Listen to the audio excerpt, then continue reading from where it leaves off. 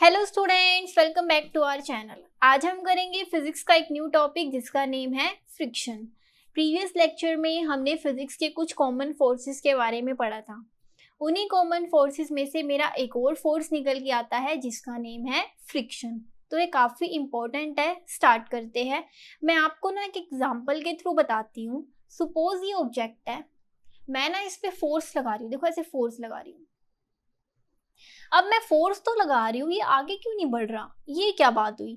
अब according to Newton's second law, force किसके equal होता है? Mass into acceleration. मतलब अगर मैं किसी भी ऑब्जेक्ट पे फोर्स लगाऊंगी तो वो आगे बढ़ेगा, उसके अंदर मूवमेंट आएगी। लेकिन यहाँ पर ऐसा नहीं हो रहा जब मैं इस पे फोर्स लगा रही हूँ। ठीक है। इट मीन्स अगर मैं यहाँ पर फोर्स लगा रही हूँ तो अपोजिट डायरेक्शन में ऐसा कोई फोर्स है जो मेरे फोर्स को कैंसिल कर रहा है और इस ऑब्जेक्ट को आगे बढ़ने से रोक रहा है। तो वो कौन सा फोर्स है? फ्रिक्शन। कहाँ लग रहा है वो? इस ऑपोजिट डायरेक्शन में, और मैं का फोर्स लगा रही हूँ इस डायरेक्शन में, जिसकी वजह से ये ऑब्जेक्ट आगे नहीं बढ़ पा रहा। ओके, तो दैट इज कॉल्ड बी फ्रिक्शन। तो फ्रिक्शन की क्या डेफिनेशन होगी? Friction is the force that opposes the motion of an object. Friction एक ऐसा फोर्स है जो मेरे ऑब्जेक्ट को आगे जाने से रोक रहा है, मूवमेंट होने से रोक रहा है ऑब्जेक्ट की। एग्जाम्पल के तौर पे एक सरफेस पे ब्लॉक पड़ा है, उस पे जैसे मैंने फोर्स लगाया इस डायरेक्शन में, तो फ्रिक्शन किस डायरेक्शन में लगेगा? अपोजिट डायरेक्शन में, जैसे कि यहाँ पर था। अगर मैं फोर्स यहाँ लगा रही हूँ तो फ्रिक्शन कहाँ लग रहा होगा? यहाँ पे। तभी तो ऑब्जेक्ट आगे मूव नहीं कर रहा जैसे मैं फोर्स लगा रही हूँ। ठीक है। तो फ्रिक्शन को कैसे डिनोट करेंगे? स्मॉल एफ से। एस का मतलब क्या है? एस का मतलब है कि ये कौन से टाइप का फ्रिक्शन है? Static friction. मतलब ये एक ऐसा फ्रिक्शन है जो मेरे रुके हुए ऑब्जेक्ट्स पे लग रहा है। ये रिमोट रुका हुआ है, ये ब्लॉक भी रुका हुआ है। तो जो मेरे ऑब्जेक्ट रुके होते हैं उन पे कौन सा फोर्स लगता है? Static friction. ओके, तो अब जान लेते हैं स्टैटिक फ्रिक्शन की कुछ प्रॉपर्टीज। स्टार्ट करते हैं। तो स्टैटिक फ्रिक्शन की फर्स्ट प्रॉपर्टी आती है सेल्फ एडजस्टिंग। सेल्फ एडजस्टिंग का मतलब है जैसे कि अगर ये ऑब्जेक्ट है, इस पे मैं 1 न्यूटन का फोर्स लगा रही हूँ तो अपोजिट डायरेक्शन में स्टैटिक फ्रिक्शन भी 1 न्यूटन का फोर्स लगा रहा होगा, तभी करके तो ये ऑब्जेक्ट रुका हुआ है। अगर मैं 2 न्यूटन का फोर्स लगाऊंगी तो वो भी 2 न्यूटन का लगा रहा होगा, 3 का लगाऊंगी तो स्टैटिक फ्रिक्शन भी 3 लगा रहा होगा। मतलब अपने आप को एडजस्ट करने की कोशिश कर रहा होगा, जिसकी वजह से ये ऑब्जेक्ट आगे ना बढ़े। ठीक है। तो ये क्या है? सेल्फ एडजस्टिंग की दोनों तरफ से फोर्सेस क्या लग रहे हैं? इक्वल। एक मैं लगा रही हूँ तो स्टैटिक फ्रिक्शन भी दूसरी तरफ 1 लगा रहा होगा, तभी तो ऑब्जेक्ट रुका हुआ है। 5 लगा रही हूँ तो वो भी 5 लगा रहा होगा। ठीक है। अपने आप को एडजस्ट करने की कोशिश कर रहा होगा। ओके, तो फर्स्ट प्रॉपर्टी हो गई सेल्फ एडजस्टिंग। सेकेंड प्रॉपर्टी क्या होती है? अब देखो सेकेंड प्रॉपर्टी क्या हो सकती है, आप बताओ। देखो अब ये तो है नहीं कि ये ऑब्जेक्ट हमेशा ही रुका रहेगा, एक टाइम ऐसे आएगा कि ये ऑब्जेक्ट मूव होना स्टार्ट हो जाएगा। अब देखो जैसे कि मैंने इस पे 1 न्यूटन का फोर्स लगाया तो मूव नहीं हुआ, 2 लगाया तब भी मूव नहीं हुआ, 3 लगाया तब भी मूव नहीं हुआ, 4 लगाया तब भी मूव नहीं हुआ, 5 लगाया तब भी मूव नहीं हुआ। लेकिन जैसे ही मैंने इस ऑब्जेक्ट पे 5.1 का फोर्स लगाया तो ये ऑब्जेक्ट मूव होना स्टार्ट हो गया। मतलब स्टैटिक फ्रिक्शन की एक लिमिट है कि एक लिमिट तक ही वो हमारे ऑब्जेक्ट को रोक सकता है। अगर वो अपनी लिमिट से बाहर गया तो वो ऑब्जेक्ट मूव होना स्टार्ट हो जाएगा। ठीक है। जैसे मैंने 5 का लगाया, 4 का लगाया, 3 का लगाया, 2 का लगाया, 1 का लगाया, मूव नहीं हुआ। लेकिन जैसे मैंने 5.1 लगाया तो ये क्या हो गया? मूव होना स्टार्ट हो गया। तो इसे हम कहेंगे मैक्सिमम स्टैटिक फ्रिक्शन। क्या कहेंगे? Maximum static friction. मतलब एक लिमिट तक ही वो हमारे ऑब्जेक्ट को रोक सकता है, अगर वो उस लिमिट से बाहर गया तो मेरा ऑब्जेक्ट मूव होना स्टार्ट हो जाएगा। ठीक है। अब ये मैक्सिमम स्टैटिक फ्रिक्शन किसके डायरेक्टली प्रोपोर्शनल होता है? नॉर्मल फोर्स के। क्यों होता है ये भी जान लेते हैं। देखो जैसे कि एक सरफेस है, सरफेस पे एक ऑब्जेक्ट पड़ा है, उस ऑब्जेक्ट पे कौन सा फोर्स लग रहा है? नीचे की तरफ कौन सा फोर्स लग रहा है? ग्रेविटी का। मतलब according to Newton's third law, अगर ये ब्लॉक इस सरफेस पे फोर्स डाल रहा है ड्यू टू ग्रेविटी, तो ये सरफेस भी इस ब्लॉक पे ऊपर की ऑपोजिट डायरेक्शन में फोर्स डाल रहा होगा। तो वो फोर्स कौन सा होगा? Normal force. ठीक है। अगर मान लो मैं इस ऑब्जेक्ट की जगह एक ईंट ला के रख दूं, वो ईंट क्या करेगी, मेरे सरफेस को दबा देगी, क्योंकि ईंट क्या होती है, भारी होती है। ईंट का मास कितना होता है, भारी होती है, वेट कितना होता है, तो ईंट मेरे सरफेस को दबा देगी। अब सरफेस को इतना सारा दबाया तो नॉर्मल फोर्स भी ज्यादा होगा, नॉर्मल फोर्स ज्यादा होगा तो मेरा स्टैटिक फ्रिक्शन भी ज्यादा होगा, तभी करके ये डायरेक्टली प्रोपोर्शनल है नॉर्मल फोर्स के। ओके, और जब हम नॉर्मल फोर्स हटाते हैं तो एक कांस्टेंट वैल्यू निकल के आती है, वो क्या वैल्यू है, maximum static friction is equal to a constant value, क्या निकल के आती है, म्यू एस। और ये म्यू एस क्या है, स्टैटिक फ्रिक्शन का कोफिशिएंट, तो मैं लिख देती हूं where mu s is coefficient of static friction.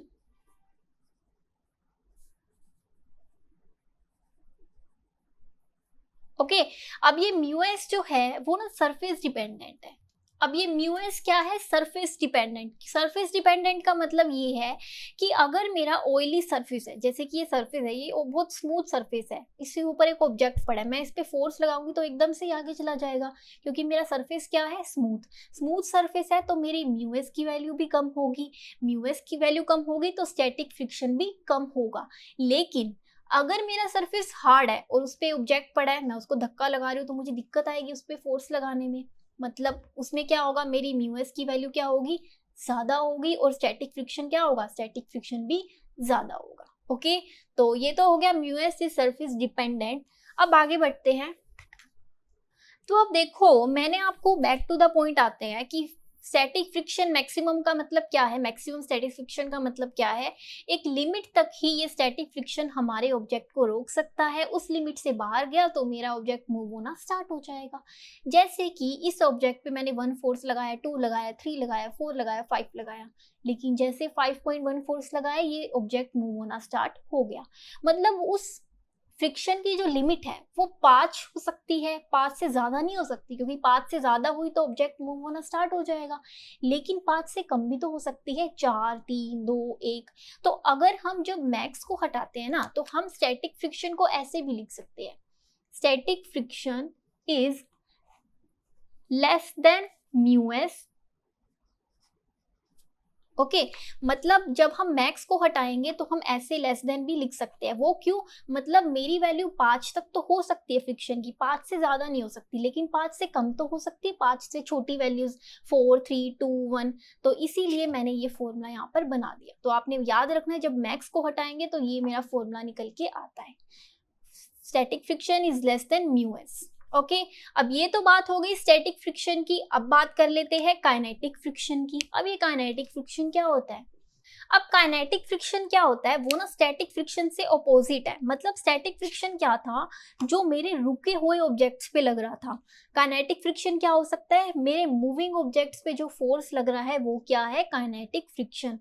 Suppose आप घर से बाहर गए, कार चलाई आपने, कार चला के एक टाइम भी तो आएगा कि आप रुक जाओगे। क्यों रुके आप, क्योंकि पीछे से कौन सा फोर्स लगा, काइनेटिक फ्रिक्शन। तो काइनेटिक फ्रिक्शन कहाँ पर लगता है, मेरे मूविंग ऑब्जेक्ट्स पे। ठीक है, तो सपोज जैसे कि ये सरफेस है, ओके, सरफेस पे क्या पड़ा है, एक ब्लॉक पड़ा है, सरफेस पे ब्लॉक पड़ा है, ये ब्लॉक क्या है, मूविंग ऑब्जेक्ट्स पे लगता है ना काइनेटिक फ्रिक्शन, उस पे फोर्स लग रहा है ये वाली डायरेक्शन में।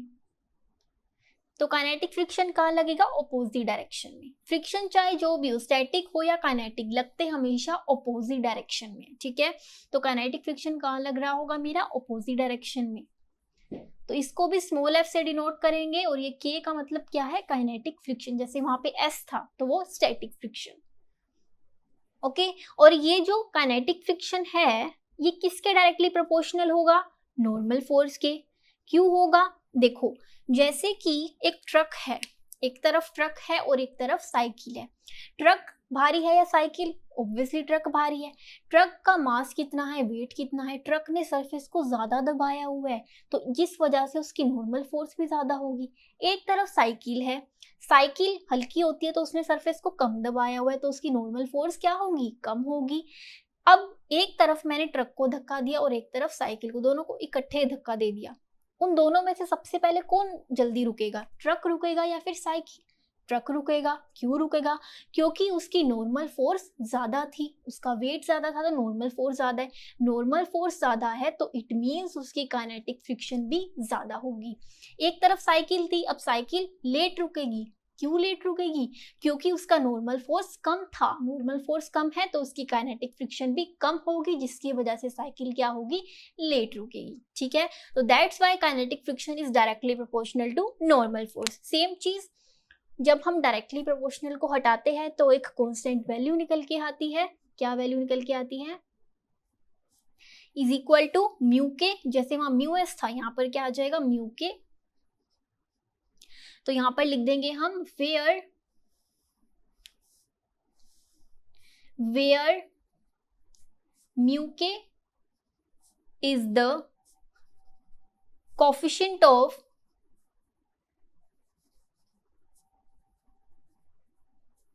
Kinetic friction. ठीक है,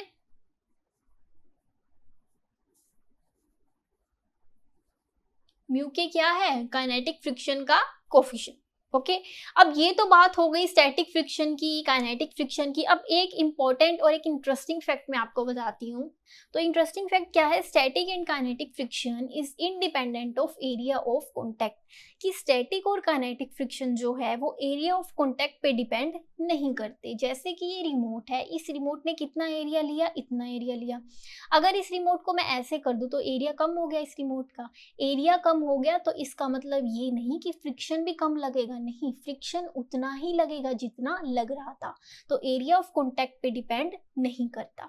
स्टैटिक और काइनेटिक फ्रिक्शन किस पे डिपेंड करते हैं? सरफेस पे। सरफेस स्मूथ है तो फ्रिक्शन क्या होगा? कम होगा। सरफेस हार्ड है तो फ्रिक्शन क्या होगा? ज्यादा होगा। ओके, तो ये तो बात हो गई दोनों टाइप के फ्रिक्शंस की। अब कर लेते हैं कुछ एग्जांपल्स जो कि आपकी एनसीईआरटी बुक में गिवन है। स्टार्ट करते हैं। तो अब करते हैं example number 4.7। Determine the maximum acceleration of the train in which a box lying on its floor will remain stationary given that the coefficient of static friction between the box and the train floor is 0.15। मतलब एक train है, train के अंदर क्या पड़ा है? Box पड़ा है। बॉक्स कहाँ पे पड़ा है? ट्रेन के फ्लोर पे पड़ा है, ट्रेन के सरफेस पे पड़ा है, जो कि यहाँ पर लिखा है ना, in which a box lying on its floor. Train के सरफेस पे क्या पड़ा है? एक बॉक्स पड़ा है। ट्रेन आगे बढ़ रही है, एक्सेलरेशन है उसकी, आगे चल रही है। हमें क्या निकालना है? ट्रेन की ऐसी मैक्सिमम एक्सेलरेशन जिसकी वजह से उस बॉक्स को पीछे की तरफ धक्का ना लगे। धक्के का मतलब क्या है? आप कहीं भी ट्रेन, चलती हुई ट्रेन में बैठते हो, चलती हुई बस में जब बैठते हो तो आपको पीछे की तरफ धक्का नहीं लगता। ट्रेन चल रही होती है तब भी आपको धक्का लगता है पीछे की तरफ। ये तो है नहीं सीधे ही बैठे होते हो आप। बस में जब आप बैठते हो, बस चल रही होती है, मूविंग बस में, तब भी आपको पीछे की तरफ धक्का लगता है। अब जब ट्रेन चल रही होगी तो इस बॉक्स को भी पीछे की तरफ क्या लग रहा होगा? धक्का लग रहा होगा। हमें निकालना है ट्रेन का ऐसा मैक्सिमम एक्सेलरेशन जिसकी वजह से जो बॉक्स है विल रिमेन स्टेशनरी। स्टेशनरी का मतलब है वो बॉक्स, उसको पीछे की तरफ धक्का ना लगे, वो जहां है वहीं का वहीं बिल्कुल स्टिक रहे, चिपका रहे। ठीक है, अब कैसे निकालेंगे? हमें क्या गिवन है? Coefficient of static friction between the box and train floor is 0.15। हमें स्टैटिक फ्रिक्शन गिवन है। स्टैटिक फ्रिक्शन है तो मतलब हम फॉर्मूला यूज कर सकते हैं, बट फॉर्मूले मैंने आपको दो बताए हैं। एक फॉर्मूला क्या बताया मैंने आपको? लेस देन का, और एक क्या बताया मैंने आपको? मैक्स का फॉर्मूला। स्टैटिक फ्रिक्शन मैक्स और स्टैटिक फ्रिक्शन लेस देन। तो कौन सा फॉर्मूला यूज करेंगे? देखो, निकालना क्या है हमें? ट्रेन की मैक्सिमम एक्सेलरेशन। सपोज ये ऑब्जेक्ट है, समझ लो ये बॉक्स है और ये क्या है? ट्रेन का सरफेस है। ट्रेन जो है वो 2 मीटर पर सेकंड स्क्वायर से चल रही है और मेरे बॉक्स को धक्का नहीं लगा पीछे की तरफ, जहां है वहीं का वहीं पड़ा है। 3 मीटर पर सेकंड स्क्वायर से चली तब भी बॉक्स को धक्का नहीं लगा। 4 मीटर पर सेकंड स्क्वायर से चली तब भी बॉक्स को धक्का नहीं लगा।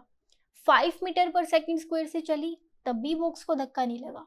लेकिन जैसे ही ट्रेन 6 मीटर पर सेकंड स्क्वायर से चली, मेरे बॉक्स को धक्का लगना स्टार्ट हो गया। इट मीन्स जो फ्रिक्शन है वो उस धक्के को कहां तक रोक पाया? 5 तक। 5 से ज्यादा गई मेरी ट्रेन की एक्सेलरेशन तो मेरे बॉक्स को धक्का लगना स्टार्ट हो गया। तो मतलब एक मैक्सिमम लिमिट तक ही वो फ्रिक्शन जो है उस धक्के को रोक पाया। जब उस मैक्सिमम लिमिट से बाहर गया तो उसको धक्का लगना स्टार्ट हो गया। तो कौन सी फॉर्मूला यूज करेंगे? मैक्सिमम का, static friction maximum. Okay, start करते हैं। Static friction maximum is equal to mu s, ये आपको पता ही है। अब देखो फोर्स का फॉर्मूला क्या होता है? Mass into acceleration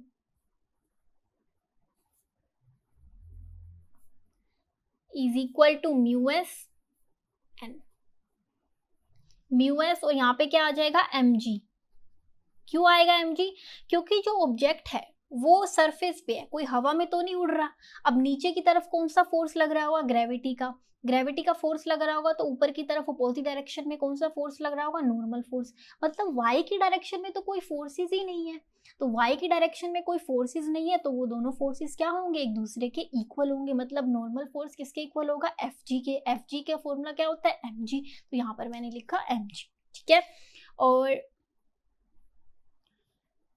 acceleration is equal to, अब देखो ये m से m तो मास से मास तो कैंसिल ही हो गया, is equal to mu s. देखो हमें गिवन है स्टैटिक फ्रिक्शन का कोफिशिएंट क्या है? 0.15, और कोफिशिएंट क्या होता है स्टैटिक फ्रिक्शन का? Mu S. तभी करके म्यू एस की वैल्यू क्या गिवन है? 0.15 इंटू ग्रेविटी की वैल्यू यहाँ पर क्या है? एक्सेलरेशन क्या है यहाँ पर? Due to gravity. तभी करके हम यहाँ पर ग्रेविटी की वैल्यू हम लेते ही 10 है।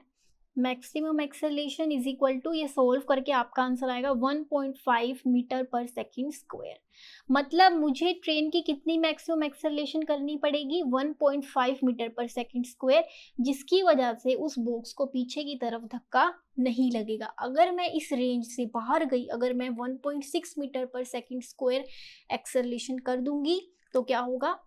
उस बॉक्स को धक्का लगना स्टार्ट हो जाएगा। ओके, तो अब करते हैं एग्जाम्पल नंबर 4.8। तो अब करते हैं example number 4.8। A mass of 4 kg rest on a horizontal plane. The plane is gradually inclined until at an angle theta is equal to 15 degree with the horizontal. The mass just begins to slide. What is the coefficient of static friction between the block and the surface? Suppose ये horizontal plane है, इसके ऊपर क्या पड़ा है? एक object पड़ा है। उस ऑब्जेक्ट का मास क्या है? 4 kg। अब क्या कर रही हूँ मैं? इस प्लेन को ना ऐसे ऐसे करके उठा रही हूँ। कब तक उठाया मैंने? जब तक इस प्लेन के बीच में 15 डिग्री का एंगल नहीं बन जाता, मैं इस प्लेन को ऐसे ऐसे करके उठाती गई। सपोज इस पॉइंट पे आके 15 डिग्री का एंगल बन गया। उसके बाद क्या हुआ? The mass just begins to slide.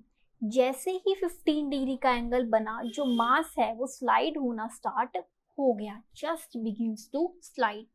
हमें निकालना क्या है? Static friction, coefficient of static friction between the block and the surface. Diagram आपको एनसीईआरटी बुक में गिवन है, क्वेश्चन के साथ ही गिवन है। देख लेते हैं कौन कौन से फोर्सेस लग रहे हैं इस पे। इंक्लाइन प्लेन है, इंक्लाइन प्लेन पे एक ब्लॉक पड़ा है। नीचे की तरफ कौन सा फोर्स लग रहा होगा? ग्रेविटी का mg। अगर ये ब्लॉक इस सरफेस पे फोर्स लगा रहा है तो सरफेस भी इस ब्लॉक पे फोर्स लगाएगा according to Newton's third law. कौन सी डायरेक्शन में लगाएगा? अपोजिट डायरेक्शन में। कौन सा फोर्स लगाएगा? Normal force. ओके, ये थीटा है तो ये भी थीटा है। कैसे थीटा है? प्रीवियस वीडियो में मैंने आपको एक सारा कंसेप्ट क्लियर बताया है। उस वीडियो का लिंक मैंने ऊपर आई बटन पे भी डाल दिया है, आप उसको एक बारी देखो। अब क्या होगा? mg को रिजोल्व करेंगे x और y की डायरेक्शन में। जिस लाइन पे थीटा होता है उसे क्या कहेंगे? mg cos theta. और जिस लाइन पे थीटा नहीं होता वो क्या होगा? mg sine theta. अब देखो ये जो दो फोर्स मेरे रिजोल्व की हुए हैं, ये दो फोर्स जो रिजोल्व किए गए हैं x और y की डायरेक्शन में, ये दोनों फोर्स क्या कर रहे हैं? mg कोस थीटा क्या कर रहा है? इस ब्लॉक को इंक्लाइन प्लेन पे चिपका के रख रहा है, और mg साइन थीटा क्या कर रहा है? इस ब्लॉक को आगे की तरफ चला रहा है। ओके, आपको पता है ना, कुछ इस तरह से ब्लॉक चला, कुछ ऐसे चिपक के भी चल रहा है और आगे भी चल रहा है। ओके, अब बात ये आती है, क्या ऑपोजिट डायरेक्शन में कोई फ्रिक्शन लग रहा है? लग रहा है तो कौन सा लग रहा है? स्टैटिक लग रहा है या फिर काइनेटिक लग रहा है? कईयों को कंफ्यूजन होगी कि ऑब्जेक्ट तो स्लाइड कर रहा है तो यहाँ पर काइनेटिक फ्रिक्शन लगना चाहिए, तो स्टैटिक क्यों लग रहा है? देखो, उन्होंने बोला है जस्ट बिगिंस टू स्लाइड। वो जो मास है वो अभी स्लाइड करना शुरू नहीं हुआ, वो शुरू होएगा अभी, अभी शुरू नहीं हुआ। शुरू होने से पहले तो स्टैटिक फ्रिक्शन ही लग रहा होगा। उससे पहले सेम चीज हॉरिजॉन्टल प्लेन में यहाँ पे लाई, उसके ऊपर एक मास है, मैंने इस प्लेन को ऐसे से उठाया, अभी तक ऑब्जेक्ट में कोई मूवमेंट नहीं आई। क्यों नहीं आई? क्योंकि ऑपोजिट डायरेक्शन में स्टैटिक फ्रिक्शन लग रहा है। और उन्होंने बोला भी है कि वो अभी स्लाइड होना शुरू होगा, अभी वो स्लाइड शुरू नहीं हुआ। और आपको पता है मेरे रुके हुए ऑब्जेक्ट्स पे ऑपोजिट डायरेक्शन में कौन सा फ्रिक्शन लगता है? स्टैटिक। और मूविंग ऑब्जेक्ट्स पे कौन सा फ्रिक्शन लगता है ऑपोजिट डायरेक्शन में? काइनेटिक। तो यहाँ पर क्या आ जाएगा? Static friction. अब बात ये आती है कि स्टैटिक फ्रिक्शन मैंने आपको दो बताए थे, एक मैक्सिमम और एक लेस देन। तो कौन सा लग रहा होगा? मैक्सिमम। क्यों लग रहा होगा? क्योंकि एक लिमिट तक ही वो उस ऑब्जेक्ट को रोक सकता है, फ्रिक्शन इस ऑब्जेक्ट को रोक सकता है। जैसे ही वो स्लाइड होना शुरू हो जाएगा वहां पे तो स्टैटिक फ्रिक्शन खत्म, क्योंकि इसके बाद तो वो स्लाइड होना शुरू होएगा ना, हमेशा के लिए तो रुका नहीं रहेगा। जैसे ही वो स्लाइड होना शुरू हो जाएगा वहां पे स्टैटिक फ्रिक्शन खत्म। तो एक मैक्स, एक लिमिट तक ही वो उस ऑब्जेक्ट को रोक सकता है। तो दैट्स वाई यहाँ पर क्या आ जाएगा? Maximum static friction. ओके, अब देखो हमें निकालना क्या है? Static friction between the block and the surface. अब देखो स्टैटिक फ्रिक्शन जो है, ये दोनों फोर्सेस, अगर मैं एक्स की डायरेक्शन की मैं बात करूं, एक्स की डायरेक्शन में ये दोनों फोर्सेस क्या होंगे? एक दूसरे के इक्वल होंगे। क्यों होंगे? क्योंकि ऑब्जेक्ट जो है वो अभी चलना शुरू होगा। चलने से पहले दोनों जगह इक्वली तो फोर्स लग रहे होंगे, अभी वो चला तो नहीं है। वही सेम चीज, अगर ये ऑब्जेक्ट है, मैं इस पे 1 फोर्स लगा रही हूँ, ये अभी चला नहीं, मतलब फ्रिक्शन भी पीछे से 1 फोर्स लगा रहा होगा तभी तो चला नहीं। 2 लगाए तब भी नहीं चला, 3 लगाए तब भी नहीं चला, मतलब अभी ऑब्जेक्ट चलना शुरू होगा। तो चलने से पहले वो अभी रेस्ट पे है, तभी करके उन दोनों के फोर्सेस क्या होंगे? इक्वल हो जाएंगे। तो यहाँ पर लिख देंगे static friction max is equal to mg sine, अब आपको थीटा गिवन है तो डायरेक्टली मैं थीटा की वैल्यू लिख रही हूँ 15 डिग्री। ओके, अब निकालना हमें स्टैटिक फ्रिक्शन था तो कैसे निकालेंगे? ये मतलब निकल तो गया, ये तो पता चल गया कि ये दोनों फोर्सेस एक दूसरे के इक्वल है। ओके, अब बात ये आती है कि हम इसको निकालेंगे कैसे स्टैटिक फ्रिक्शन? तो क्यों ना हम उसके आसपास लगने वाले फोर्सेस की हेल्प ले ले, ताकि हम मैक्सिमम स्टैटिक फ्रिक्शन निकाल पाए। ठीक है, देख लेते हैं। अब देखो y की डायरेक्शन में देखें तो y की डायरेक्शन में कोई मूवमेंट हो रही है उस ऑब्जेक्ट की? नहीं, मूवमेंट नहीं हो रही। क्यों? क्योंकि ऑब्जेक्ट हवा में थोड़ी ना उड़ रहा है, वो तो इंक्लाइन प्लेन पे ऐसे पड़ा हुआ है, राइट। y की डायरेक्शन में कोई मूवमेंट नहीं हो रही, इट मीन्स वो दोनों फोर्सेस एक दूसरे के इक्वल होंगे। तो नॉर्मल फोर्स किसके इक्वल होगा? Is equal to mg। अब देख रहे हो यहाँ पर मेरे n की वैल्यू निकल आई नॉर्मल फोर्स की, mg cos 15 डिग्री। अब मैं मैक्सिमम स्टैटिक फ्रिक्शन का फॉर्मूला यूज कर लेती हूँ। क्या फॉर्मूला है? Mu s n, right. अब स्टैटिक फ्रिक्शन का फॉर्मूला यूज करते हैं, क्या पता मैं स्टैटिक फ्रिक्शन निकाल पाऊँ इसकी हेल्प से, जो हमने यहाँ नॉर्मल फोर्स देखे, फोर्सेस देख लेते हैं। Maximum static friction is equal to, ये मैंने फॉर्मूला लगाया, म्यू एस एन। अब आपको पता है स्टैटिक फ्रिक्शन मैक्सिमम किसके इक्वल है? mg sine 15 degree. तो लिख देंगे यहाँ पे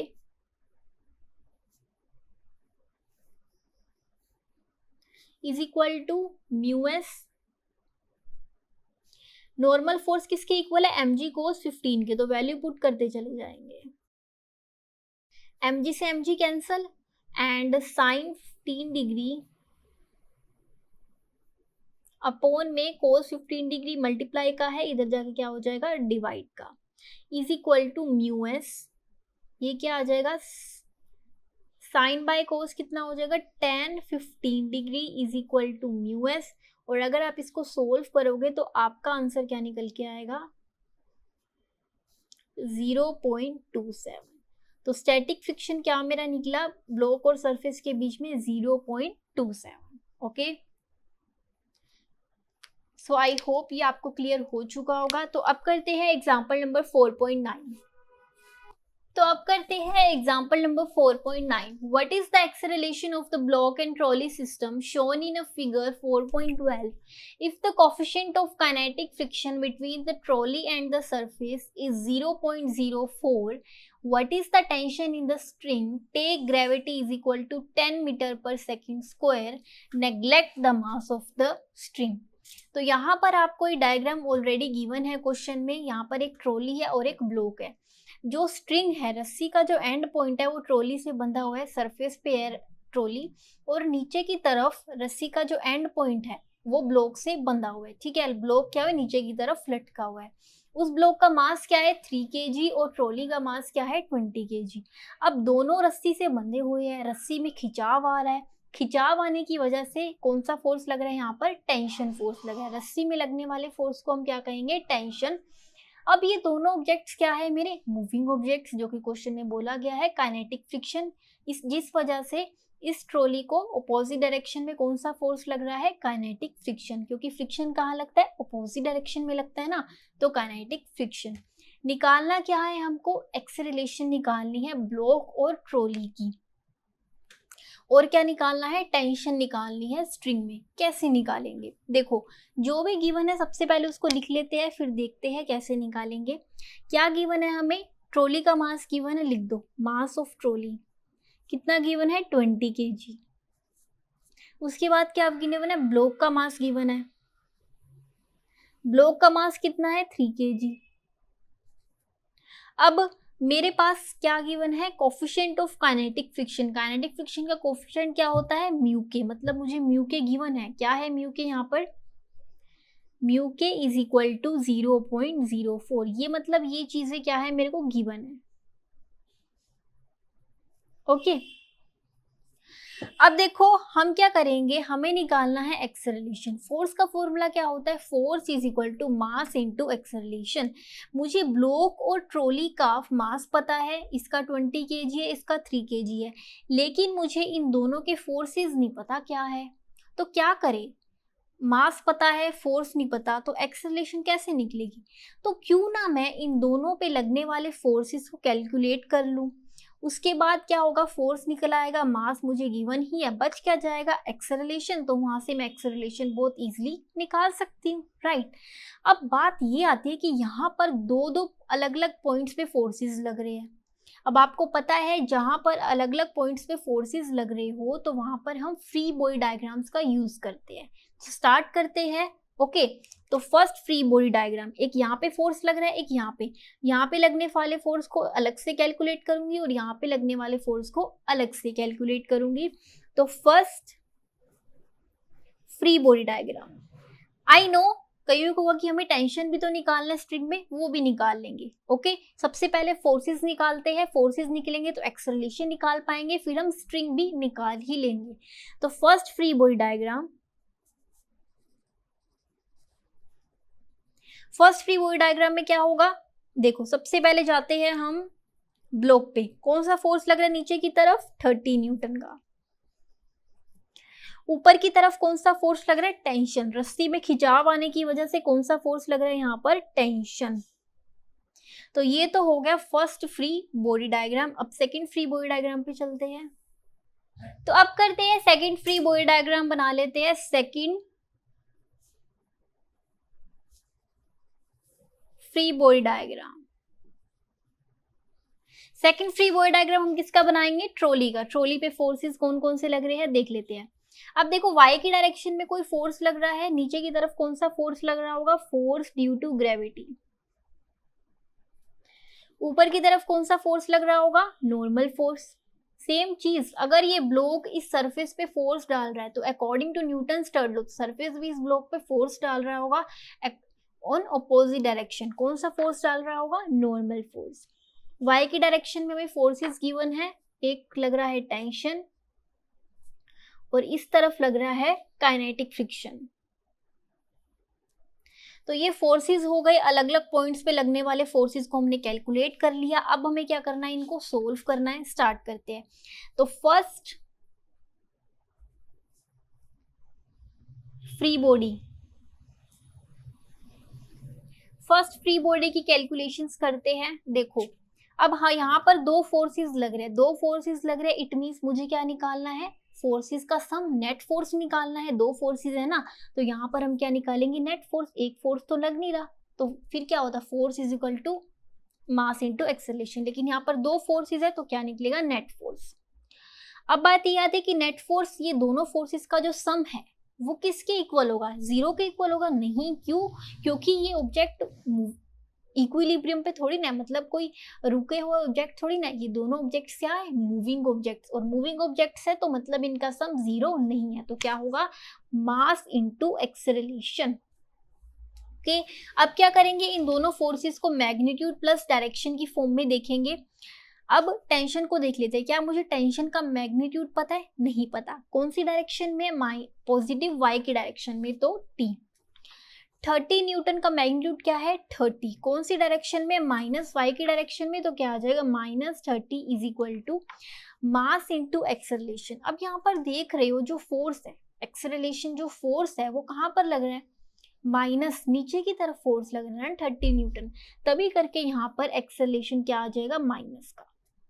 ओके, सॉरी, ये एरो नहीं आना क्योंकि हमने वेक्टर को हटा के मैग्नीट्यूड प्लस डायरेक्शन की फॉर्म में देखा है। तो इस पूरी वैल्यू को क्या कर देंगे, माइनस से मल्टीप्लाई कर देंगे, तो आपका आंसर आएगा 30 minus t is equal to 3a। 3a क्यों आएगा, क्योंकि मास मुझे इसका गिवन है कितना, 3 kg, तभी करके यहाँ पर क्या आ जाएगा, 3a।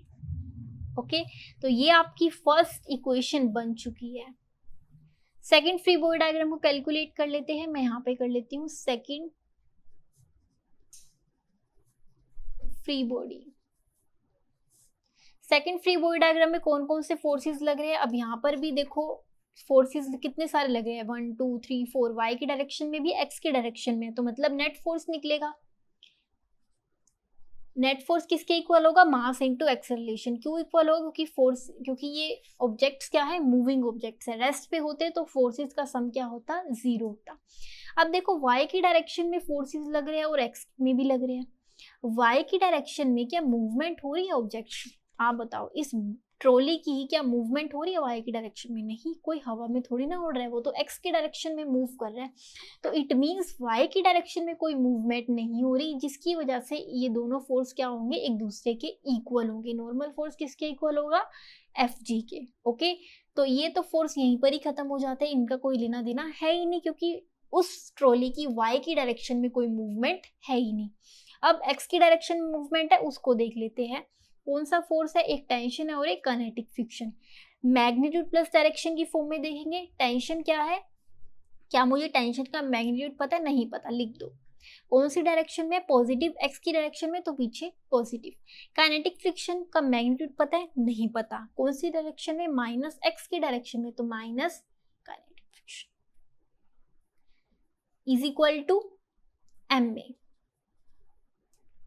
अब यहाँ पर देखो एक्सेलरेशन मैंने पॉजिटिव की रखी, पर फर्स्ट फ्री बॉडी डायग्राम में मैंने नेगेटिव की रखी। क्यों, क्योंकि ये ट्रॉली क्या जा रही है, इस तरफ मूव हो रही है, पॉजिटिव एक्स की डायरेक्शन में। वो ऑब्जेक्ट को फोर्स कहाँ लग रहा था, नीचे की तरफ, माइनस वाई की डायरेक्शन में, तभी करके यह माइनस आए और यहाँ पर क्या आएगा, पॉजिटिव का एक्सेलरेशन। ओके, अब काइनेटिक फ्रिक्शन का कोफिशिएंट क्या होता है, म्यू के, फॉर्मूला ये होता है ना, म्यू के एन इज इक्वल टू, मास क्या है ट्रॉली का, 20 kg, 20a, t minus mu के। अब देखो नॉर्मल फोर्स किसके इक्वल है, अब मैंने आपको कहा कि जो नॉर्मल फोर्स है वो एफ जी के इक्वल है। क्यों इक्वल है, क्योंकि वाई की डायरेक्शन में मूवमेंट नहीं है, तो ये दोनों फोर्स एक दूसरे के इक्वल है। नॉर्मल फोर्स इसके इक्वल है एफ जी के, तो एफ जी का फॉर्मूला क्या होता है, एम जी, तो यहाँ पर क्या आ जाएगा, एम जी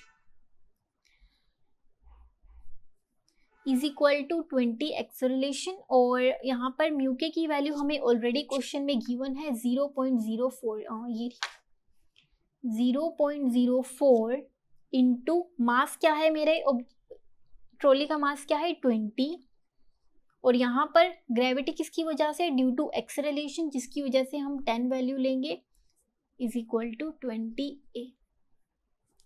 सोल्व करेंगे तो आपका answer -8 is equal to 20a। तो ये बन गई मेरी सेकंड इक्वेशन। तो अब देखो मेरी ये दो इक्वेशन निकल के आई है, तो अब क्या करेंगे हम ना टी की वैल्यू यहाँ से निकाल लेते हैं फर्स्ट वाली इक्वेशन में और सेकंड वाली इक्वेशन में पुट कर देंगे, तो ये बहुत आसान हो जाएगा। देखो कैसे निकालेंगे हम यहाँ पे, टी जो है ना इस इक्वेशन को क्या कर देते हैं माइनस से ना मल्टीप्लाई कर देते हैं कंप्लीट, तो आपका आंसर यहाँ पर आ जाएगा t is equal to 30 minus 3। ये इक्वेशन आपकी निकल के आएगी। अब आप देख रहे हो टी की वैल्यू यहाँ पर निकल आई, तो मैं सेकेंड इक्वेशन में पुट कर सकती हूँ। स्टार्ट करते हैं, बहुत ही ईजी है। तो मैं नेक्स्ट पेज पे करती हूँ इसको। अब क्या करेंगे, t की वैल्यू सेकंड इक्वेशन में पुट कर देंगे। तो t की वैल्यू मैंने लिख दी 30 माइनस 3 है, जो कि यहाँ पर निकल के आई थी, माइनस 8 ऑलरेडी है, इज इक्वल टू 20 है। तो अब इसको बस सोल्व करते चले जाएंगे। 30 माइनस 8 कितना हो जाएगा मेरा, 22 minus 3a is equal to 20a। अब क्या होगा, एक्सेलरेशन को एक साइड कर देंगे और नंबर को एक साइड, जैसे वेरिएबल करते थे। Minus 3a minus 20a is equal to minus 22, इधर जाके माइनस का minus 23 acceleration is equal to minus 22। Acceleration ये मल्टीप्लाई क्या, उधर जाके क्या हो जाएगा, डिवाइड का, तो माइनस से माइनस कैंसिल, तो एक्सेलरेशन क्या निकल आई आपकी 0.96 मीटर पर सेकेंड स्क्वायर। अब आप देख सकते हो यहाँ पर मुझे बोला गया था क्वेश्चन में एक्सेलरेशन निकालनी है, और यहाँ पर मेरी एक्सेलरेशन निकल चुकी है, जो कि आप देख सकते हो। What is the acceleration of the block and the trolley system. अब निकालना क्या बाकी रह गया, what is the tension in the string. अब तो टेंशन रह गया, ये भी बहुत ईजी है। वो कैसे, देखो एक्सेलरेशन हम निकाल चुके हैं। एक्सेलरेशन की वैल्यू क्या पुट कर देते हैं, फर्स्ट वाली इक्वेशन में पुट कर देते हैं। टी हमें पता ही है, ए बच गया, सॉरी ए पता ही है हमें, टी की वैल्यू अपने आप निकल आएगी। तो स्टार्ट कर लेते हैं। तो put a is equal to 0.96 in equation first. Equation first क्या है मेरी, t is equal, sorry equation first क्या है मेरी, 30 minus t is equal to 3a। ये मेरी फर्स्ट इक्वेशन है। और अब क्या करेंगे, वैल्यू पुट करते चले जाएंगे। Minus t is equal to 3 into 0.96 minus 30 minus t is equal to minus 27.10, minus से माइनस कैंसल, टेंशन क्या निकला 27.1 न्यूटन। तो ये दोनों चीज़ें हमें बोली गई थी और ये दोनों हमने निकाल दी। ओके, so I hope ये आपको क्लियर हो चुका होगा। So that's all for this video. If you like my video then please like, share and subscribe my channel. Thank you for watching.